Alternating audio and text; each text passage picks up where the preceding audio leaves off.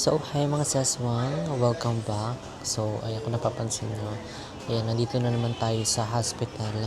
Pero this time mga sis is nasa tayo, Asian Medical.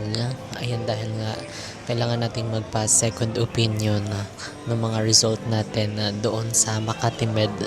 And pinush na talaga namin to mga sis kasi ayaw na naming patagalin pa if in case na ipupush talaga yung biopsy, yung RCTC para sa kidney ko. So kaya agad-agad nung nalaman naman yung result na yon, kinabukasan dumiretso na kami dito sa Asian para magpa second opinion. So ayan, ngayon is waiting lang kami sa schedule ng doktor. Kailangan namin siyang makausap. So actually makakausap namin yung doctor dito, nephrologist, ayan, para titingnan namin kung ano yung mga advice niya, mga masasabi niya sa mga lab result natin doon sa Makati Med. So, andito din mga seswang, dala din natin yung mga test, yung mga result nung pinagawa natin sa Makati Med para in case na kailanganin. Kasi nga naman syempre, pagkita agad, yun agad yung iaano sa akin. So, kailangan niya munang maaral, malaman yung mga ganitong result para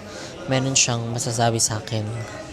So, ayun mga seswang, hinailangan talaga namin ng second opinion kasi ayun namin na magka-doubt na hindi kami gumawa ng second opinion. Pero for the lang to mga ses, kasi para mapanatag yung loob namin, diba, para hindi na kami gulo-gulo sa isip namin. Pero kung ano man yung sabihin dito, ayan, tatanggapin namin, and kung ano yung mga kailangang ipapagawa na namin as soon as possible.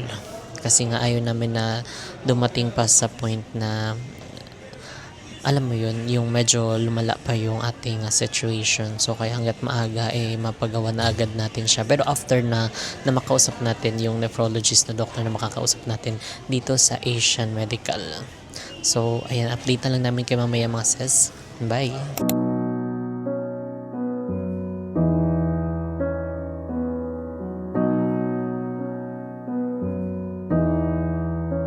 So, ayan mga saswang, nakabalik na kami ng sasakyan, and ngayon is pauwi na kami. So, halos katatapos lang din ng aming follow-up check-up.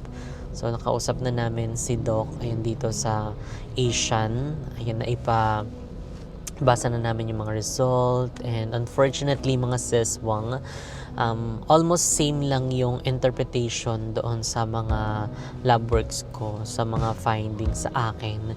So yun din, sabi sa akin is papapush through din daw yung mga nirequest sa akin, like katulad nung HRCT and pati din yung kidney biopsy. So yun lang mga seswang, ang kinaiba lang dito kasi sa Asian, hindi na nila nire-require na ma-admit ako para magawa yung procedure. So ang sabi sa akin, meron lang din daw silang ibibigay na gamot sa akin, and then before yon ng test na gagawin. Pero yun nga din, gagawin din yung para sa kidney biopsy. So basta halos parang same lang ng mga sinabi. Meron lang siyang idadagdag na gamot sa akin para daw masuportahan yung kidney ko. And then hindi ako ipapa-admit.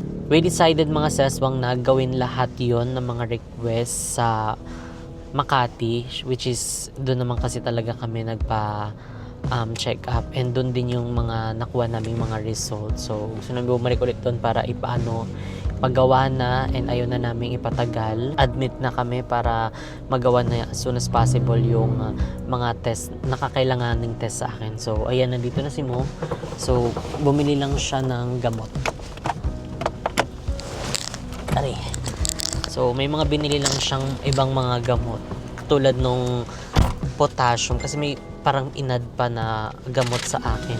So kailangan natin to for 3 days. Parang magtatayo na tayo ng botika. Magi.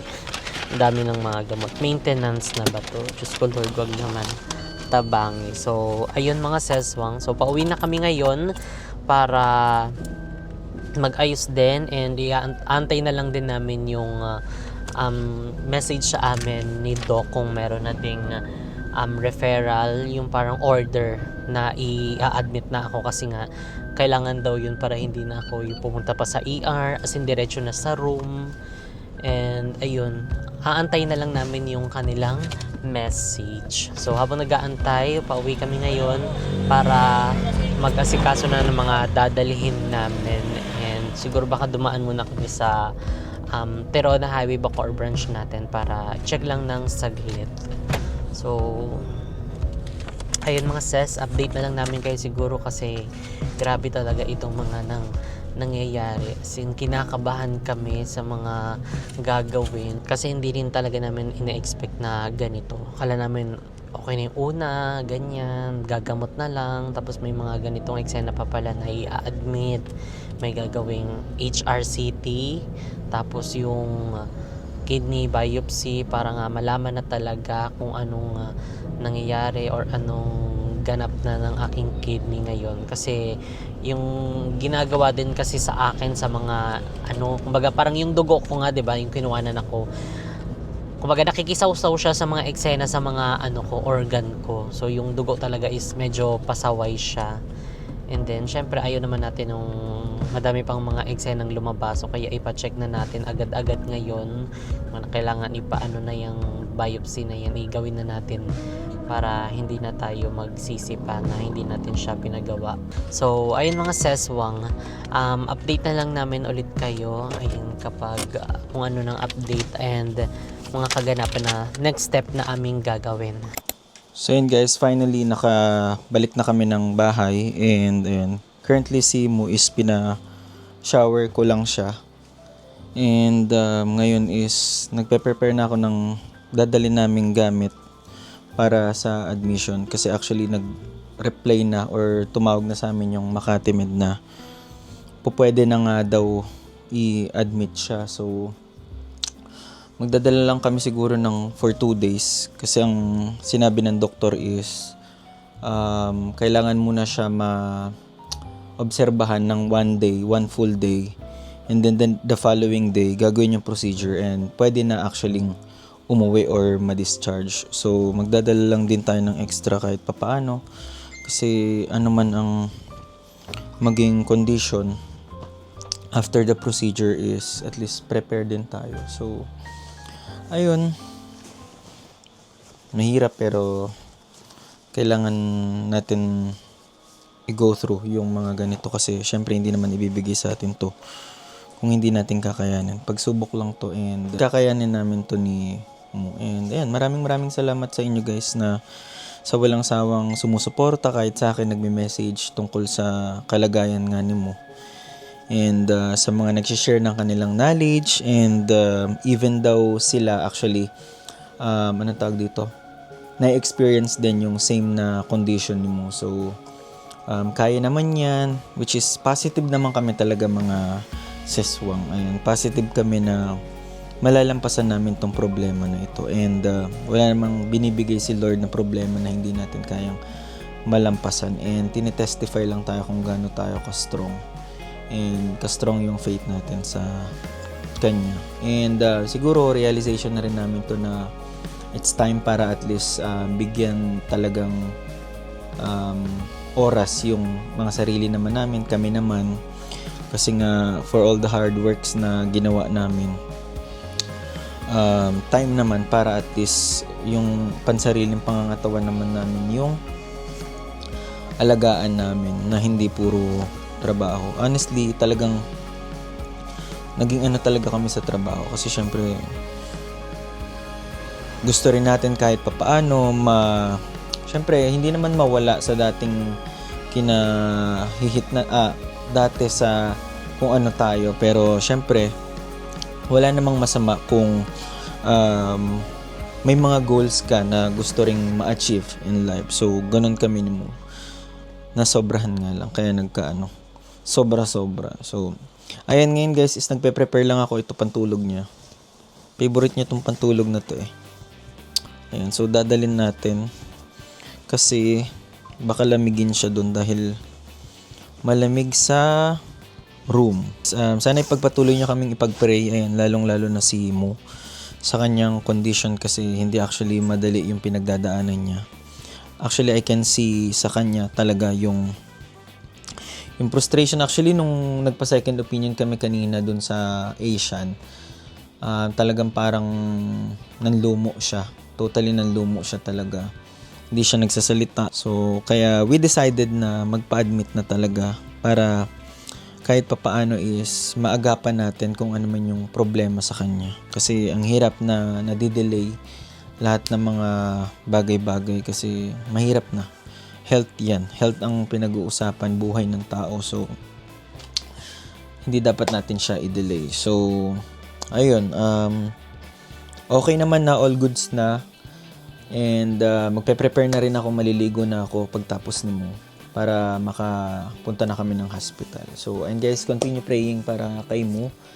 And sama-sama tayong idasal yung condition mo. So, maraming salamat again sa lahat ng mga prayers nyo, sa lahat ng mga overwhelming messages nyo sa kanya.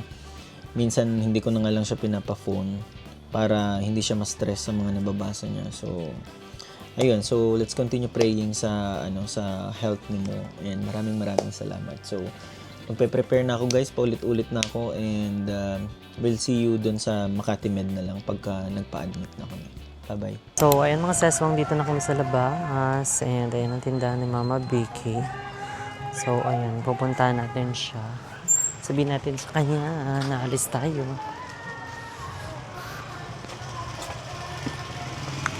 Hello, how are you? How are you to find out? Tsura mo dyan.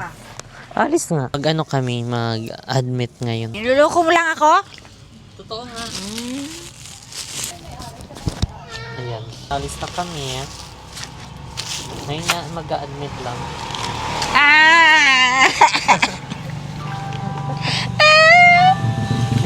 Bakit ka umiiyak? Siyempre maalala ko yung dati, itong tayo lang doon. PGS. Admit, kahit saan lang tayo pupunta. Pero maganda doon sa PGS kasi maraming doktor doon, di ba? Kailangan na? Bakit? Walang magbantay. Wala nga maiwan na hindi pa naligpit. Oh, dami pa liligpitin. Ay, mga tinapay, ikaw na Pwede naman kayo sumunod doon, i-book na lang namin kayo. Sinong kasama ni Happy? Si Arlie. Oo, wala pa sila. Hindi ba kung gusto niyo sumunod? Or Oo, kay hindi naman Papa mo. siguro kasi saglit lang naman daw. Basta may gagawing test lang. Ba't naghilak ka?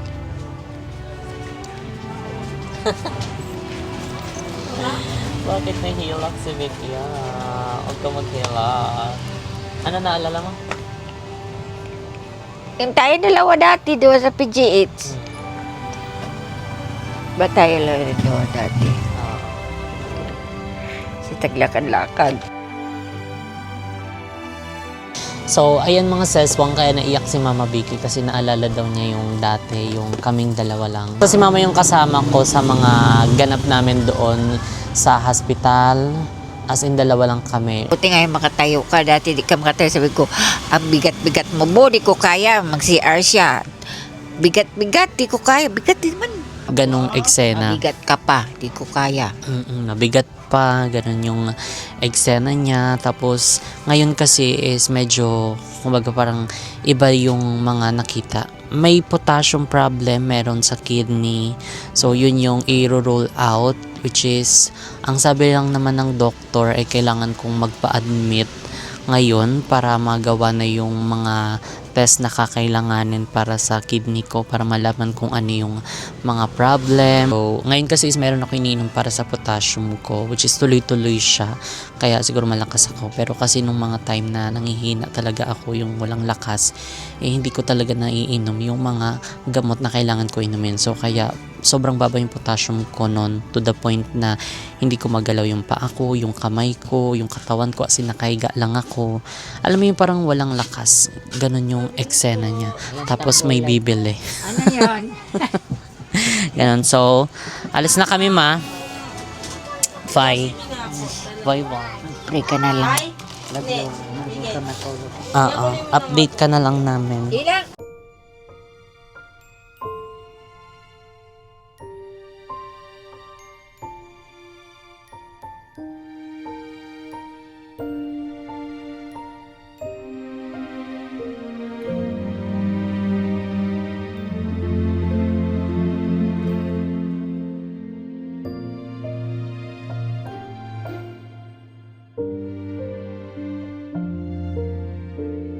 So yun mga seswang, on the way na tayo sa Makati Med and nakapag ano na tayo kay mama. So si papa is tinawagan ko. Pero ayan, kung meron namang magbabantay sa bahay, pwede naman namin sila pasunurin dito. Ibubok na lang namin sila para makapunta sila ng Makati. Kung kinakailangan ha, kasi parang feel ko at saka sabi din ng doctor, mabilis lang naman yung admission na gagawin sa akin. So, hindi naman tatagal. Kasi yung pinoproblema din kasi ni mama, walang magbabantay sa tindahan, sa bahay, tapos sa mga ano namin, babies namin doon. So, kaya ayoko din naman sila masyadong mag-alala. So, kaya hindi na lang namin sila ngayon isasama. Pero kung kakailanganin, pwede naman kaming mag-book ng Grab. Pero, ayun, hoping and praying, ayan na maging successful ang test na gagawin. And hindi na tumagal yung admission. Ayan, masunod yung 1 day or 2 days na admission lang. And ayun na nating mag-ano pa ng matagal doon sa Makati Med kasi mga sis, hindi talaga biro. And syempre na ano din ako, nalulungkot, na apektuhan din talaga yung ano ko, yung mindset ko. Ayun, dahil talagang iba yung anxiety ng dala pag alam mo yung na ano, yung mga na findings mo kapag nandito ka sa mismong stage na ito. Kaya alam mo yun, sobrang pinagpipray na lang namin ito. And syempre maraming salamat sa inyo mga sesbang sa walang sawang pagsuporta sa amin, sa always na pag-send ng inyong mga prayers. Always naming nakikita yung mga messages ninyo, yung mga comments ninyo. Sobrang nakakapagbigay ng lakas yun sa amin. And hindi na lang namin masyado iisipin yung mga alam mo yun, kasi makakadagdag lang ng stress and anxiety. So ang mabuti ngayon good vibes lang, sumunod sa mga instruction or mga ipapagawa ni Doc para mas mabilis. And ayun, ngayon is kakain na muna tayo ng dinner kasi hindi pa kami kumakain. So ito yung piniprepare ni muna food. Meron ditong chicken breast. Ayan, may chicken breast tayo dito, 2. Pero hindi naman to uubusin ngayon. Tsaka hindi lang sa akin to, hatig kami 2. Tapos sa ilalim niya merong broccoli. Wow, ayan o, diba? May broccoli. Lamig kaayo. 2 chicken breast at broccoli. Garlic broccoli daw. Wow, kabog. Pero syempre, ayaw natin ng may lasa para maganda ang ating mga lab test. Garlic and onion legs. Wow. Sarap yun Ewan ko ah. naglasa, hindi ko tinikman eh. Sige daw, tanawa. Eme.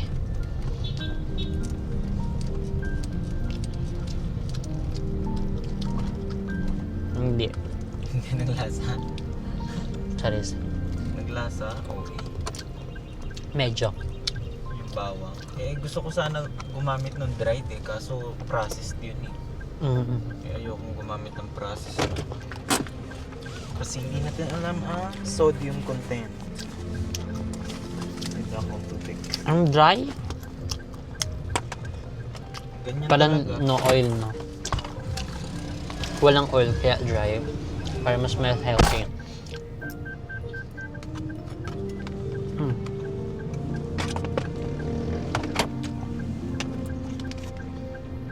Kain mga sis.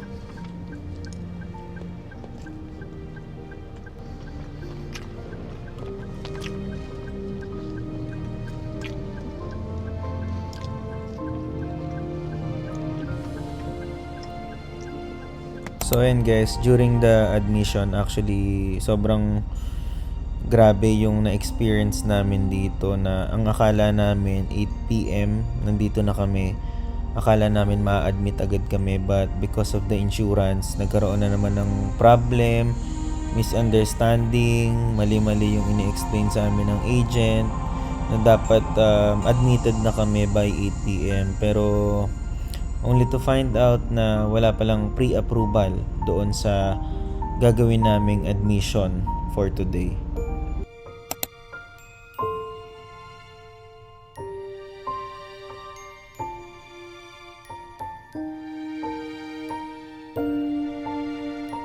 So, ayan mga seswang, ayan, nandito na kami ngayon sa kwarto and alam niyo ba, sobrang na-stress. Ayan, dumagdag yung stress kanina, ayan, sa mga nangyari. So, time check mga seswang, 1:15 a.m. na and actually kanina pa kami nandito sa Makati Med, mga 8 p.m. So, ngayon lang kami dito nakaakyat, nakapasok dito sa room, gawa nga ng insurance namin, which is yung Pacific Cross.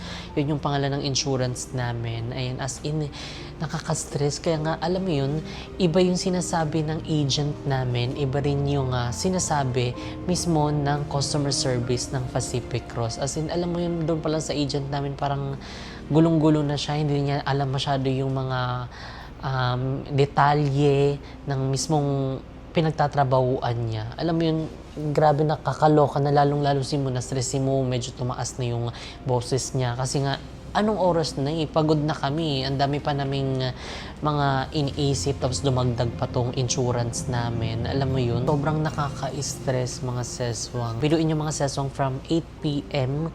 Ngayon lang kami nakapasok dito sa kwarto. Alauna na, 1:17, 8, 9, 10, 11, 12, 1. Almost mga 6 hours. 5 hours. Ayun, sabihin na natin 5 hours kami nag-antay sa baba. 5 hours kaming nag-ano-ano, chika-chika doon, hindi magkaintindihan. Gawa nga ng syempre, ang Makati Med, inaantay nila yung LOA mismo na manggagaling sa insurance namin, which is sa Pacific Cross.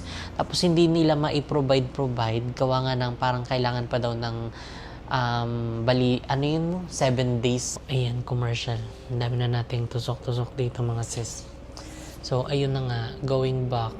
So, sobrang na-stress kami kasi nga, alam mo yun, hindi kami maka-proceed or hindi kami makapasok-pasok dito dahil nga inaantay yung LOA. So, kailangan daw ng LOA ng Makati Med para maano yung, kasi merong ano dito may deposit yung room. So, kaya syempre, ayaw naman naming maglabas ulit ng pera galing sa bulsa namin. Kasi nga, anong silbi ng kinuha naming insurance kung hindi naman namin magagamit, 'di ba? So, hindi lang din yon dahil nga nung mga nakaraang buwan, like nung January, ayan, may mga pinagawa kami mga laboratory, may mga pinagawa kaming yung executive check-up namin. Ayan, nag-insurance din kami doon. And until now, hindi pa rin nila na-reimburse. For reimbursement yun mga sesong. So, tinabilang namin yung mga resibo. And until now, anong petsa na?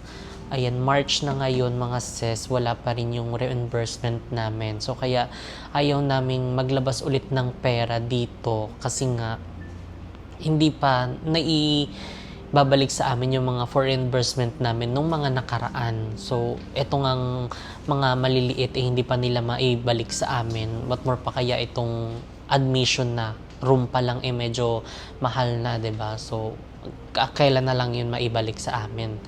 So, yun yung kinakainis namin and dapat nakapagpahinga na kami kanina and nagawa na rin ito ng mas maaga.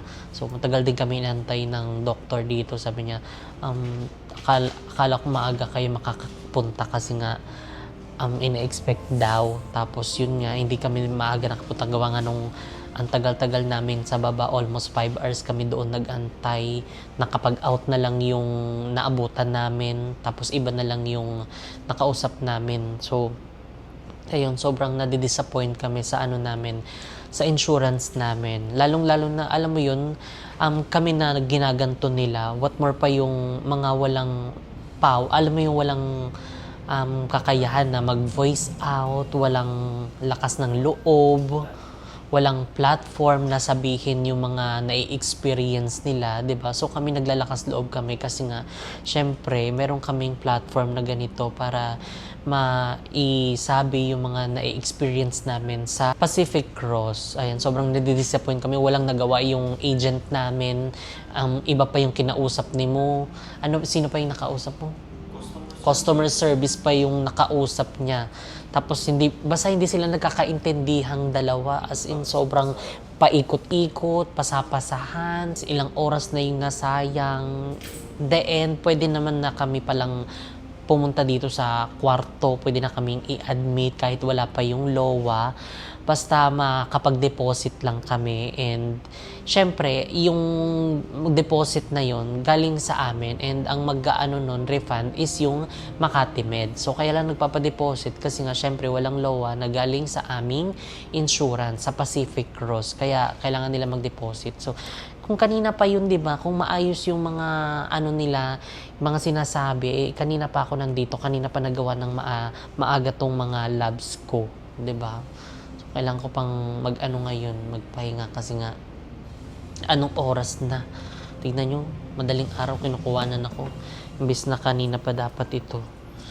So, ayun, mga sis, nakaka-stress lang yung ano namin, insurance namin, yung Pacific Cross na yan.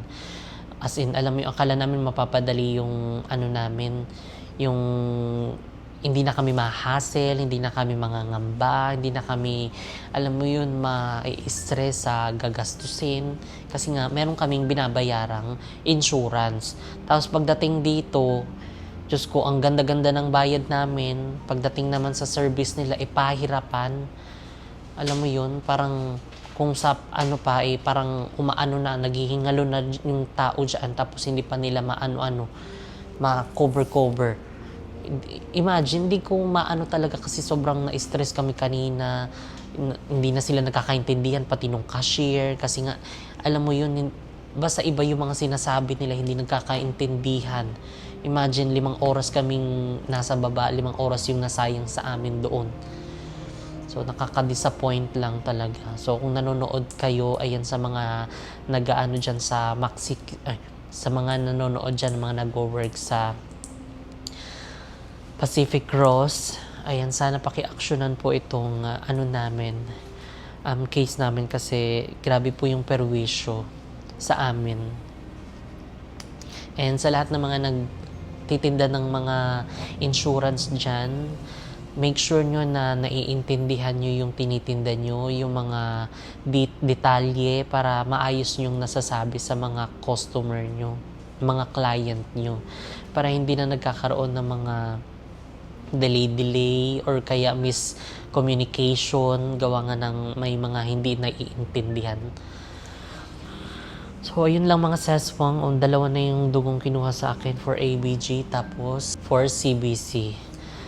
So, bukas gagawin yung ultrasound. So, ayan, tara baka i-tour muna namin kayo. Magtutour.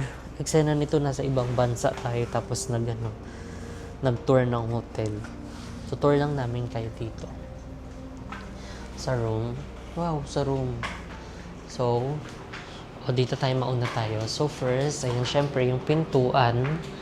Pagkapasok mo dito, ito yung makikita mo, merong 3 basurahan dyan.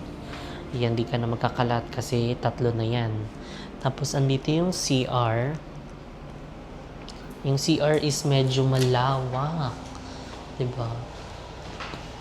Very spacious. Tignan nyo. Ayan ang bowl. At yung shower. Diba? Ang cute ng shower. Tapos ito yung hilamusa, toothbrush. So yung outfit natin very pang tulog na to. And then, ayun, tignan nyo. Basta ang lawak ng kwarto, mga sis. So makakagalaw talaga ng bongga. So meron ditong ref. Diba? Pag may mga pagkain, kaso maraming bawal, so kaya hindi tayo dyan ng mga food dyan. Paanda rin natin yan para naman masulit natin yung bayad natin dito. Tapos mayroong desk dito, table para in case na may gagawin, edit si mo. Tapos may mga ganyang eksena. So pinapanood namin yung vlog namin, merong upuan at meron ditong daybed, charis, sopa na pwedeng higaan. So, dito maghihiga si Mo. So, meron na din siyang 2 pillow dito na hindi pa niya na-assemble. Tapos, ina-arrange niya yung ating mga papeles, mga documents. Wow, documents. Diyos ko, alam mo, ito na lang yung ginagawa ko guys kasi nagpapatanggal ako ng stress. Kasi pag wala akong ginagawa, mas nai-stress ako talaga. So, grabe yung experience namin kanina sa may admission. Grabe, parang sinabi ko nga parang ako atang mapupunta sa emergency. Hindi si Mo, sabi ko gano'n. Kasi sobra, alam mo, nakakalungkot lang kasi nasisira yung parang tingin namin sa insurance like yung si Pacific Cross dahil sa mga misunderstanding ng agent pati ng customer service nila. Like for example na lang talaga, nung una tumawag ako sa customer service, tinanong namin kung magkano ba ang maximum limit sa room just in case na mako-confine or ma-admit. So ang sinabi sa akin ng isang anong tawag dito, customer service is nasa 300 USD per day. So nung tinanong ko naman yung agent, 1,000 daw USD. So hindi lang yun guys, hindi lang once na nangyari yun. Even yung sa for refund, 'di ba mo, kasi ako talaga yung religiously nagtatanong sa refund or nagfo-follow up sa may refund kasi nga since January 6 na file yung yung for reimbursement namin, until now March 4 na wala pa ring na-refund. So almost 2 months. Ang sinasabi lang sa amin ng agent is anong tawag dito, nasa finance na, for crediting na, pero hindi natin alam kung kailan makikredit talaga. So ayun, isa ding classic example nung tinatanong ko yung mga customer service, magkano yung for refund. Like, nagbigay sila ng amount. For example, sabihin na natin 10,000. Tapos doon sa may agent, hindi sir, 15,000. So, yung mga ganun, magkakaiba yung nila, yung mga information. Kaya, sobrang inconsistent. Hindi namin alam kung sinong papaniwalaan sa kanila. And, kaya nga kami lumipat ng ibang insurance company or insurance provider kasi nagka-problem din, especially ako noon, 'di ba? Nung na hospital din ako. So ayun, hopefully sana alam niyo yun, sa mga nag-offer din ng mga insurances, kailangan well-educated din sa mga products na ino-offer natin and make sure yung policy talaga, yung mga coverage na kasama is talagang alam din natin, 'di ba, kahit papaano, kasi ang hirap na ganito, like for example, ngayon na nga lang namin siya gagamitin, na doble-doble pa talaga, kasi sabi ko talaga ako na lang magpa-ER para kasi talagang tumaas yung dugo ko din doon, and then ending po pwede rin naman pala without the LOA. So ayun, kaya kayo guys, mag-check din kayo ng mga insurances na yung maayos. Okay naman si Pacific Cross, wala kaming naging pero we'll see kung marireimburse kami. Kasi until now, wala pa rin kaming reimbursement kay Pacific Cross. So, ayun. Yun lang naman. Mag-aayos pa ako ng mga papeles kasi bukas maaga na. So, ayun lang mga seswang. Dalawa na yung dugong kinuha sa akin for ABG tapos for CBC. So, bukas gagawin yung ultrasound. Sobrang dami nangyari sa araw na ito. Sobrang long, tiring day. And dahil nga maghapon din kami sa labas. And dahil syempre, di ba, galing pa tayo ng Asian. Tapos, ayan, ngayon is bumalik ulit tayo dito sa Makati Med para i-undergo yung request ng doktor na mga test na gagawin sa atin. And, ayun, mga sisipapahinga na lang muna namin siguro ito ay dahil sobrang na-stress din kami kanina. And kumbaga parang nakadagdag siya sa worry namin, sa iisipin namin yung insurance namin. Again, mga sesong, maraming salamat sa inyong lahat. Ayun, sa inyong mga prayers, sa inyong mga messages. Ayun, thank you so much. Sobrang na-appreciate namin yan and sobrang nagpapalakas yan ng aming loob. And thank you so much sa lahat ng mga nagmamahal sa amin, sa aming family and friends. And syempre sa aming mga USA family, thank you so much sa inyong pag-aano din, pag-inform din sa amin, pagpapalakas ng loob namin. And thank you so much sa inyong mga sis. So, ayan, dito na nga natin muna i-end tong vlog na to dahil kailangan na nating magpahinga muna. So, bye-bye!